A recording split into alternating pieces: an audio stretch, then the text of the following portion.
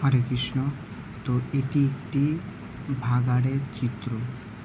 তো এটা দেওয়ার কারণ হলো আমি পশ্চিমবঙ্গে এতটাই জঘন্য কাজ করেছি যা একটি ভাগাড়ের সঙ্গে তুলনা করা হয়েছে আমাকে, যেটা অত্যন্ত জঘন্য। অপরাধ নিয়ে বেঁচে আছি, দোষযুক্ত হয়ে বেঁচে আছি, পাপ হয়ে পাপীর মতো হয়ে বেঁচে আছি, যা আমার মতো ছেলে বেঁচে থাকাটা অত্যন্ত নোংরাদায়ক ব্যাপার। যেমন আমরা ভাগাড়টাকে গুরুত্ব দিই না, অর্থাৎ ভাগাড় মানে সেই জায়গাটা দূষিত করবে। ঠিক আমি এমনই পজিশনে আছি পশ্চিমবঙ্গে থেকে, সেখানে আমি সত্যি আমি প্রত্যেকে দূষিত করে দিচ্ছে। It's very very very important আমার কথাটা, দয়া করে আপনারা শ্রবণ করবেন। তাই আমি পশ্চিমবঙ্গ ত্যাগ করে আমি এবার যাচ্ছি অন্য স্টেটে।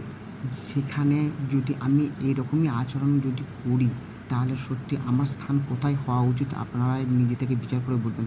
প্লিজ কমেন্টে আমাকে জানাবেন যে এত অপরাধ তিলক মালা করে, তুলসী মালা গলায় দিয়ে আমি যদি এরকম ধরনের আচরণ যদি একই নাগারে করতে থাকি তাহলে আমার কোথায় স্থান দেওয়া উচিত? না কোনো ধামে আমার মৃত্যু হবে, না কোনো ভালো জায়গায় মৃত্যু হবে। এইরকম ধরনের জায়গা দেখা রাস্তায় থাকা গরু ছাগল কুকুরের মতো আমার এরকম মৃত্যু